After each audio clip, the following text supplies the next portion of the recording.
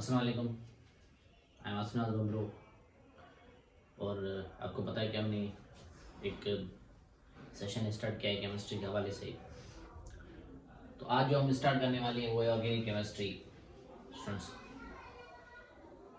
हम organic chemistry के बारे में पढ़ेंगे और आज आज से मतलब कि हमने ऑर्गेनिक केमिस्ट्री हमने स्टार्ट किया। ऑर्गेनिक केमिस्ट्री को हम फिनिश करेंगे, ठीक है ना, कुछ टाइम में।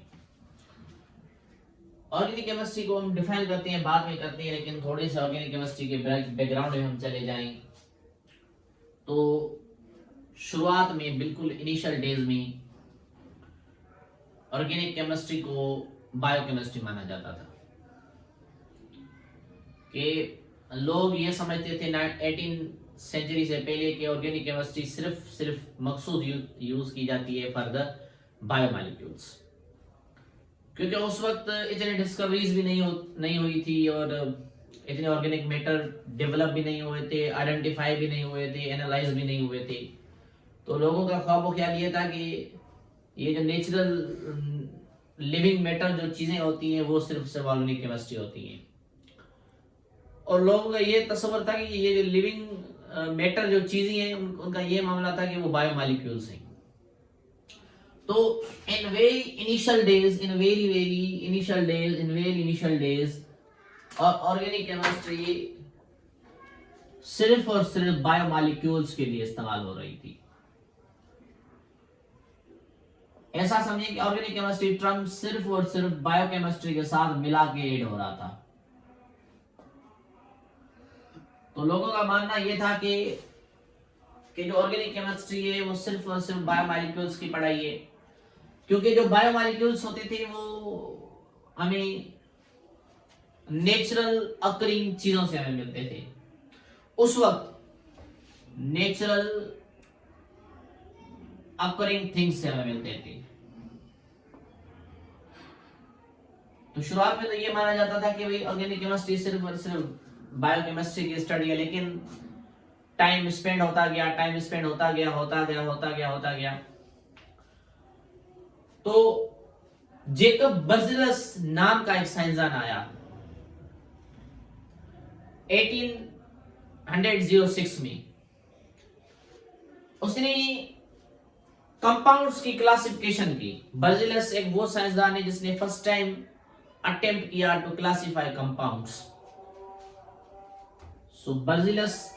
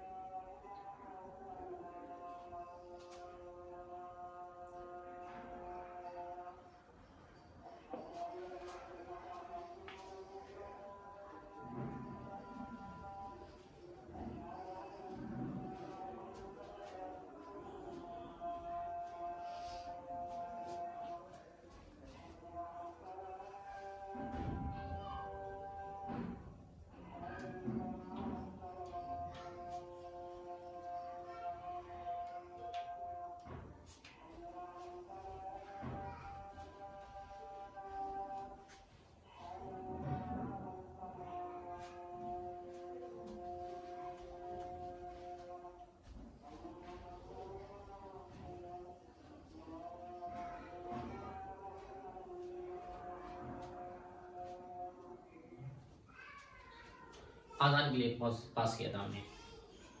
तो बर्जेलस एक पहला साइंसदान था जिसने कंपाउंड्स की क्लासिफिकेशन की थी। अकॉर्डिंग टू जेकब बर्जेलस के जो कंपाउंड्स होते हैं वो दो किस्म के होते हैं, एक ऑर्गेनिक दूसरे इनऑर्गेनिक होते हैं।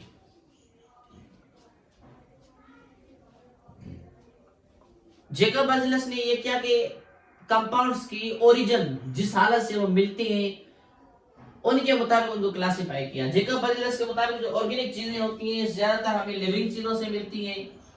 इस वजह से अकॉर्डिंग टू जेकब बर्जेलस के ऑर्गेनिक चीजें सिर्फ और सिर्फ लिविंग चीजों से हमें मिल जाती है और ऑर्गेनिक चीज हम लैब में नहीं बना सकते।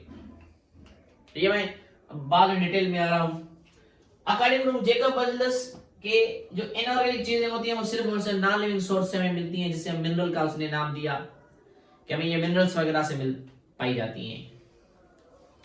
तो अकॉर्डिंग टू जेकब बर्जेलस के सबसे पहला जो टर्म यूज किया ऑर्गेनिक वो इसने किया था अनपब्लिश नोटिस कि जो पब्लिश हुआ इस साइंसदान का हुआ था कि सबसे पहले इसने ऑर्गेनिक केमिस्ट्री वर्ड यूज किया था।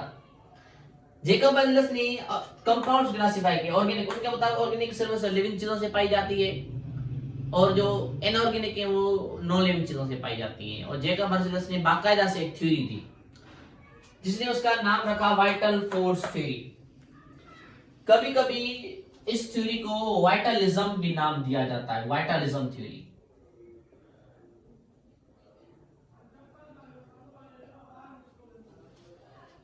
कभी कभी लोग इसे वाइटलिज्म थ्योरी का नाम भी देते हैं कि इस थ्योरी के मुताबिक कोई भी ऑर्गेनिक चीज हम लैब में तैयार नहीं कर सकते, वो एक वाइटल सोल, एक वाइटल फोर्स ने बनाई है चीजें, और कोई भी ऑर्गेनिक चीज हम लैब में बनाने का सोच भी नहीं सकते। वो एक वाइटल, एक नेचुरल, एक पाई वाइटल, एक वाइटल सोल ने बनाई है। और ऑर्गेनिक जो चीजें होती हैं वो सिर्फ लिविंग चीजों से पाई जाती हैं और हम उसे लैब में बनाने का तस्वर भी नहीं कर सकते। क्योंकि जेकब बर्जेलस ने जब कंपाउंड्स क्लासिफाई किया थे, दो तरह के कंपाउंड्स, उसने कहा था ऑर्गेनिक हमें लिविंग चीजों से पाई जाती है, इनऑर्गेनिक हमें नॉन लिविंग चीजों से पाई जाती है। तो जेकब बर्जेलस ने वाइटल फोर्स थी जिसमें वाइटलिज्म इसका नाम है। जेकब बर्जेलस ने ये कहा कि ऑर्गेनिक जो भी चीजें हैं, ठीक है ना, इनऑर्गेनिक सेक्शन में हम हिट नहीं कर रहे फिलहाल के लिए। जो भी ऑर्गेनिक चीजें हैं वो हम लैब में नहीं बना सकते और ऑर्गेनिक चीजें नेचुरल अकरिंग होती हैं, ऑर्गेनिक चीजें हमें लिविंग चीजों से पाई जाती है और एक वाइटल फोर्स के जरिए ऑर्गेनिक चीजें हमें मिलती हैं। तो यहाँ पे देखिए वाइटल फोर्स थ्योरी किसने दी थी? प्रपोज बाय बर्जेलस ने दी थी। According to vital force theory, organic compounds only produced by living source. Organic compounds हमें सिर्फ और सिर्फ लिविंग चीजों से पाई जाती हैं और ऑर्गेनिक कंपाउंड हम कभी भी लैब में बनाने का नहीं सोच सकते। हमें लिविंग चीजों से हमेशा ऑर्गेनिक कंपाउंड मिलते आए और मिलते रहेंगे। ये 1806 की बात मैं कर रहा हूं जब जेकब बर्जेलस ने ये थ्योरी अपनी दी थी बाकायदा से।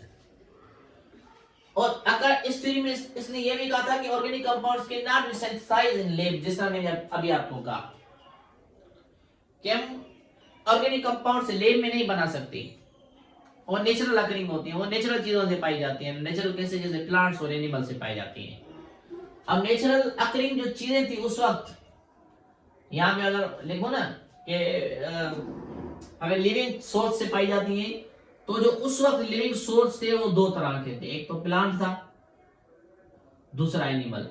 तो अगर हम सिंपल अपनी वर्डिंग में हम लिखें इस वाइटल फोर्स थ्योरी को, तो मतलब ये बना कि हमें ऑर्गेनिक कंपाउंड ज्यादातर 90% या तो हमें प्लांट से मिलती हैं, एनिमल से मिलती हैं और वो वाइटल फोर्स के बनाए गए हैं ऑर्गेनिक चीजें, और ऑर्गेनिक चीजें नेचुरल बनी हुई हैं। हम उसे आर्टिफिशियल मैन्युअल सिंथेसिस उनके नहीं कर सकते।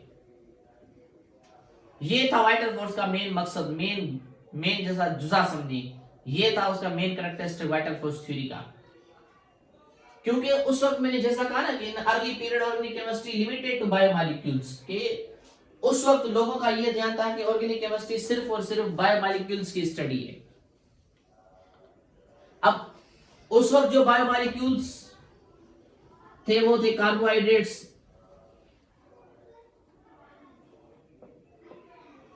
उस वक्त थे प्रोटीन, फैट और विटामिन वगैरह, ये थे। लोगों का ध्यान था कि ये ऑर्गेनिक केमिस्ट्री है, क्योंकि उस सदी में ऑर्गेनिक केमिस्ट्री सिर्फ और सिर्फ बायोमॉलिक्यूल्स तक लिमिटेड थी। इस वजह से लोगों का यह ध्यान था कि बायोमॉलिक्यूल्स ऑर्गेनिक केमिस्ट्री के पोर्शन में आ रहे हैं। तो वाइटल फोर्स थ्योरी भी बन गई कि ऑर्गेनिक चीजें हमें लिविंग चीजों से मिलती है, नेचुरल होती है, लैब में नहीं बना सकते। लोगों का जो एक था ना, वो लोगों का मिथ बन गया कि भाई जो ऑर्गेनिक चीजें हम लैब में नहीं बना सकते, हम ऑर्गेनिक चीजों को अपने हाथ से तैयार नहीं कर सकते। और वाइटल फोर्स थ्योरी से क्या दो चीजें एक्सक्लूड करती हैं, क्या दो चीजें वाइटल थ्योरी फोर्स के पॉइंट से बाहर हम पढ़ सकती हैं जो वाइटल फोर्स थ्योरी में नहीं है, लेकिन उन निचोड़ उन पॉइंटों का निकाल के दो पॉइंट्स मैं और बता रहा हूं कि वाइटल फोर्स थ्योरी का यह मकसद है कि कभी भी organic compound non organic compound से आप नहीं बना सकते। सिंपल वर्ड में कहें कि ऑर्गेनिक चीज कभी भी इनऑर्गेनिक चीज से नहीं बन सकती according to vital force theory. According to vital force theory, इस वाइटल फोर्स थ्योरी के मुताबिक कि कोई भी ऑर्गेनिक चीज आप इनऑर्गेनिक चीज से नहीं बना सकते। दूसरी बात यह है कि ऑर्गेनिक चीज हमेशा ऑर्गेनिक चीज से बनी जाती है, लिविंग चीज से बनी जाती है, लेकिन वो कभी भी लैब में नहीं बनाई जाती, वो हमेशा नेचर की तरफ से बनाई गई होती है, वो एक वाइटल फोर्स की तरफ से बनाई गई होती है। अब मेन मकसद था इस ये थ्योरी जो वाइटल फोर्स आई थी ना, क्योंकि 18th जो सेंचुरी थी वो रिलीजियस दौर था, लोगों का साइंस में इतना इंटरफेयर नहीं था, लोगों का, मैं जनरल आम लोगों की बात कर रहा हूं, इतना साइंस पे फेथ नहीं था। तो इस वजह से लोग ये तस्लीम कर रहे थे, भाई हम अपने हाथ से चीज कैसे बना सकते हैं, हम तो नेचर के अगेंस्ट जाएंगे। इस वजह से लोगों को ये लग रहा था कि कोई बोरिंग चीज हम लेब में नहीं बना सकते, जो पर्सपेक्टिव था। और बिल्कुल वाइटल फोर्स थ्योरी की पब्लिशन के बाद फ्रेडरिच होलर, जर्मन केमिस्ट, ये अपनी पढ़ाई कर रहा था साल्ट के ऊपर। होलर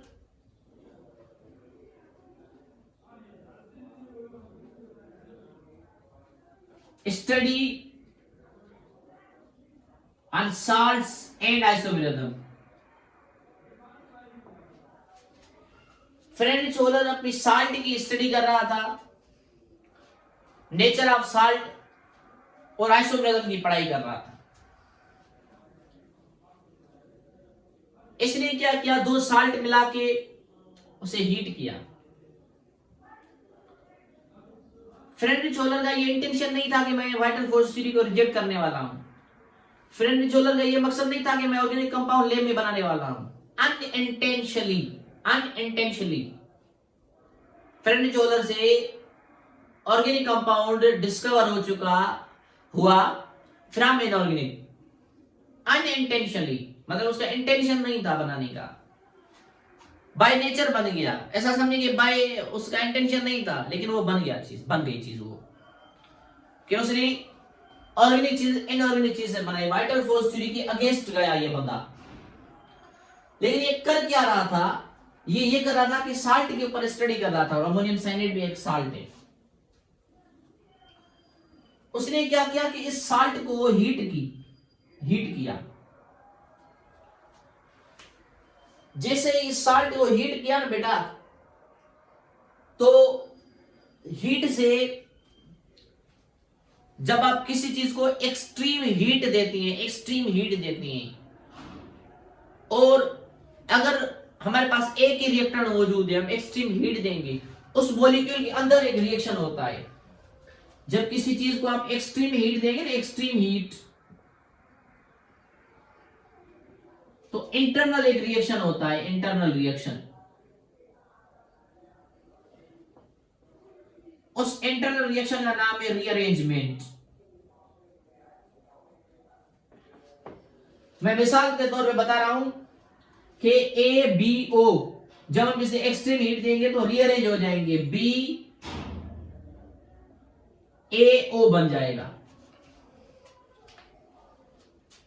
रीअरेंज हो जाएंगे एटम। जिस तरह यहां पे देखिए एटम क्या हुआ है, रीअरेंज हुए हैं।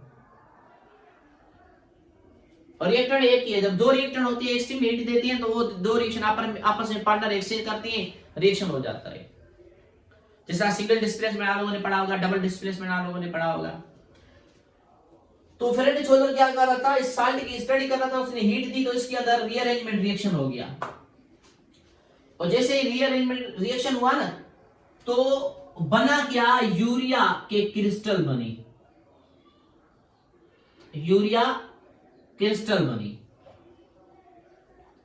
अब जाहिर सी बात था, वो पढ़ा लिखा बंदा था, साल्ट की स्टडी कर रहा था, उसकी केमिस्ट्री में डेप्थ अच्छी थी हम लोगों से, जाहिर सी बात इतना बड़ा काम कर रहा था, आइसोमेरिज्म की, साल्ट की नेचर की स्टडी कर रहा था फ्रेडरिच होलर। और हाँ, ये तो सही बात है कि इसका इंटेंशन नहीं था इस केमिस्ट्री में, ऑर्गेनिक केमिस्ट्री में, लेकिन ये बंदा केमिस्ट्री की पढ़ाई कर रहा था, एक मकसद था उसका, या प्रैक्टिकल वर्क कर रहा था, मतलब इसे ये बैकग्राउंड चीजें पता थी, केमिस्ट्री की नॉलेज थी, डेप्थ थी के सब्जेक्ट की। तो उसने देखा कि यूरिया क्रिस्टल बनी है, उसे पता था ये जो मैंने साल्ट की स्टडी कर रहा हूं ये तो इनऑर्गेनिक है, और मुझसे ये जो चीज बनी है ये तो ऑर्गेनिक चीज है। तो 1828 में ये बात ऑफिशियली डिक्लेयर हो गई कि भाई एक मॉडिफिकेशन आ गई, एक नई पॉइंट आ गई कि हम क्या करते हैं भाई, ये पॉइंट आ गई कि ऑर्गेनिक कंपाउंड्स अब लैब में भी बन सकती है। देखिए एक तीर से दो शिकार जिसे कहते हैं आप लोग। तो फ्रेंडरिच हॉलर से अनइंटेंशन एक तीर से दो शिकार हो गए, दोनों पॉइंट वीबीटी की गलत, वीएफटी की गलत हो गई, दोनों पॉइंट वाइटल फोर्स थ्योरी की गलत हो गई, वीएफटी की दोनों पॉइंट्स। इसने क्या किया, ऑर्गेनिक कंपाउंड लैब में भी बनाया, ऑर्गेनिक कंपाउंड्स के not be synthesized in lab में भी बनाया, और organic according to VFT organic compounds only produced by living source, और इसने no living source inorganic sources भी बनाया, ऑर्गेनिक सोर्स से नहीं बनाया, इनऑर्गेनिक सोर्स से भी बनाया। तो एक दिन से दो शिकार इसने किए। और ऑफिशियली फ्रेडरिच हॉलर ये डिक्लेयर हो गया father of modern organic chemistry. Friedrich Wohler modern organic chemistry का फादर डिक्लेयर हो गया ड्यू टू हिज रोल। उसके बाद काफी साइंसदान आए। विलियमसन ने क्या किया, ईथर बनाया, सिंथेसाइज किया, इन लैब बनाया। उसके बाद ब्रोल्ट आया, हैनल ने, और काफी साइंसदान थे, और फिशर जिसने एस्टर बनाया था। तो काफी साइंसदान थे जिन्होंने लैब में चीजें बनाई थी। आई ना बात समझ में? तो ये सिलसिला शुरू हुआ, खत्म नहीं हुआ, और आज तक तकरीबन billion trillion million organic compounds lab में भी बना चुके हैं, ऑफिशियली ऑन टेबल भी मौजूद है। Billion million trillion organic compounds. तो जो पहली डेफिनेशन थी ना ऑर्गेनिक केमिस्ट्री की, वो बायोमॉलिक्यूल्स तक लिमिटेड थी, लेकिन उसके बाद ऑर्गेनिक केमिस्ट्री की डेफिनेशन भी चेंज हो गई। डेफिनेशन, नई डेफिनेशन आई जो branch of chemistry deals with the study of hydrocarbon. अब हाइड्रोकार्बन वो होते हैं जिनमें हाइड्रोजन और कार्बन हो। हाइड्रो का मतलब होता है हाइड्रोजन, और कार्बन का मतलब होता है कार्बन।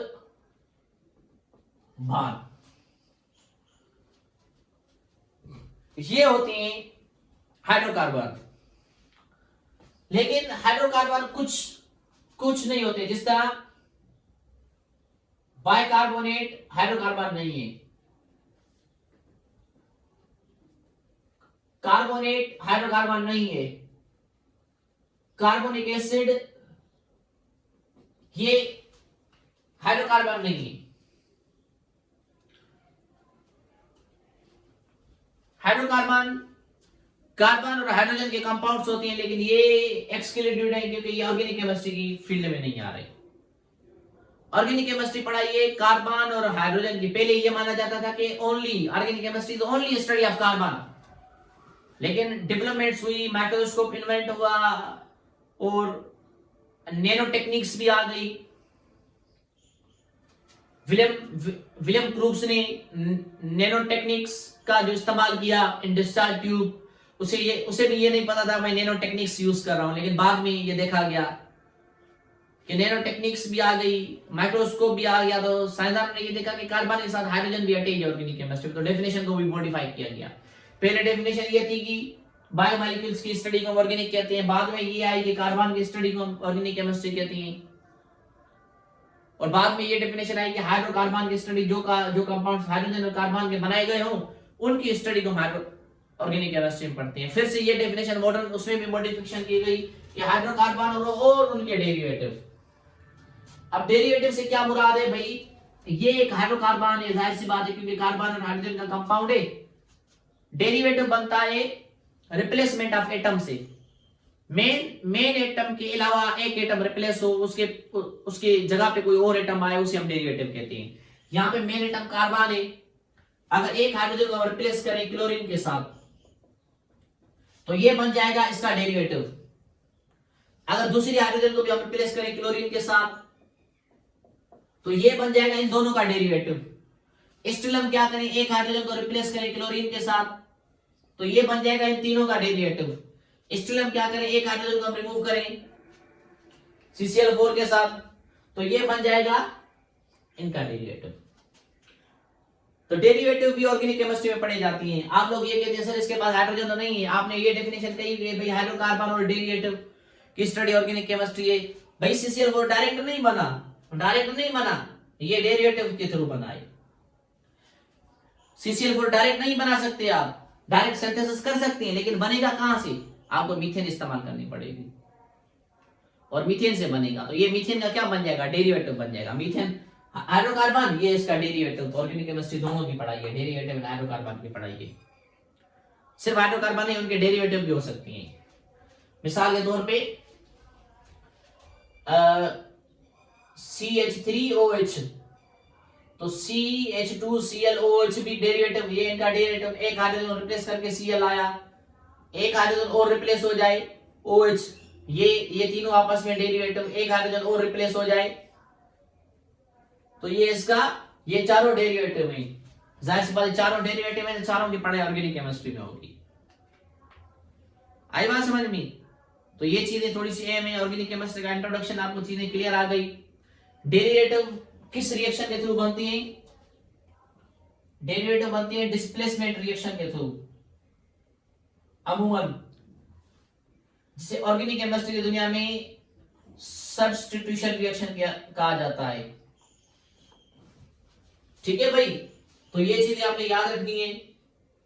और हम बाकायदा से और भी डिटेल में ऑर्गेनिक केमिस्ट्री आएंगे। अब ऑर्गेनिक केमिस्ट्री में आपको क्या पढ़ाने वाला हूं? ऑर्गेनिक केमिस्ट्री में मैं आपको सबसे पहले हम नोमेनक्लेचर हम पढ़ेंगे, उसके बाद हम रिएजेंट केमिस्ट्री पढ़ेंगे ऑर्गेनिक केमिस्ट्री में, उसके बाद मैं ऑर्गेनिक केमिस्ट्री का जो सबसे मेन हिस्सा टच करने वाला हूं, जो बिजली की तार है, वो है मैकेनिज्म ऑर्गेनिक केमिस्ट्री की।